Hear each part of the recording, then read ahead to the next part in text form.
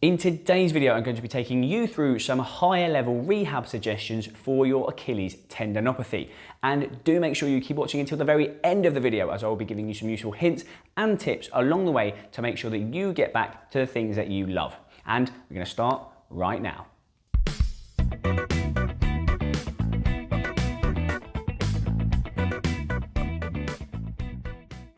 Just before we get started, if this is your first time to the channel, then welcome to Genuine Physio. My name is Luke and I am a senior musculoskeletal physiotherapist from the UK. If you would like to know more about Achilles tendinopathy and all other things pain and rehabilitation, then consider hitting the subscribe button and tapping that notification bell so you get notified every time I release a new video, which I do every single week. This is the second part in our Achilles tendinopathy rehab series, and we will be going through the higher level suggestions. If you do feel like they're a little bit too challenging at the moment, then there is an early stage rehab option that you can find on the channel. So why not check that out after this one? Once we have got the foundations in with our strength and load in the early stage rehab, which typically incorporates slow, heavy loading, then we can up the ante a bit, make things a bit more sport specific and start including some open chain exercise, some changes in speed and some changes in direction. So let's take a look. If you have watched the early stage rehab, you'll be familiar with the heel raises, but now we can start increasing the speed. So get yourself some support. We're going to go quickly up, slowly down, quickly up, slowly down. Progression would be doing it on one leg. So quickly up, slowly down, quickly up, slowly down. And you would do the same with a bent knee as well. So quickly up, slowly down, quickly up, slowly down. And obviously you do the same on a single leg if the double became too easy. If your tendon was allowing you to, you could start incorporating some jumping on two legs. So very simply, starting off with some very small jumps to begin with, and then you can start increasing the distance. So you may do a small jump and then walk backwards. If that felt quite comfortable, you could try and increase the distance. So a larger jump, walk backwards, larger jump, walking backwards.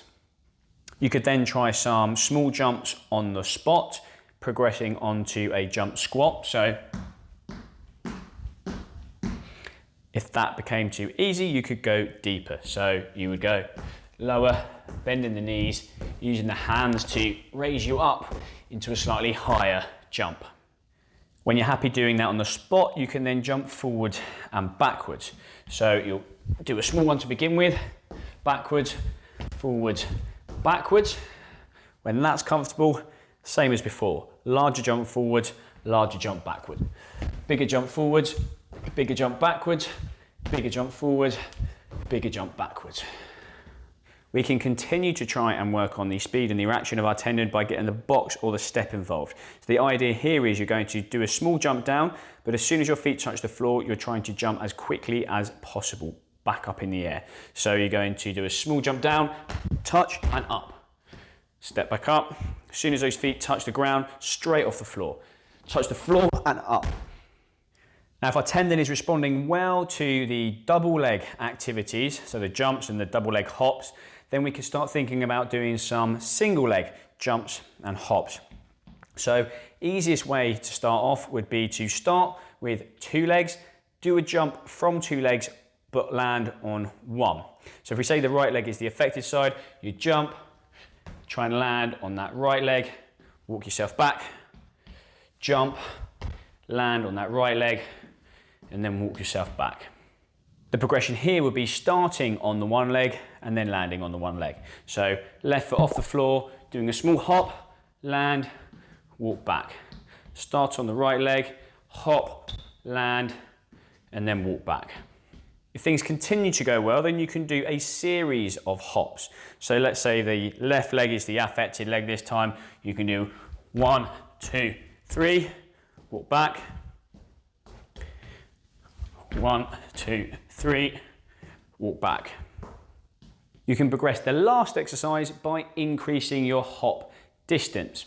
But what we're going to do now is just do some changes in direction. So rather than going forwards, we can go left and right. So right leg is the affected leg this time, and you can just do small hops, right to left, right to left, right to left.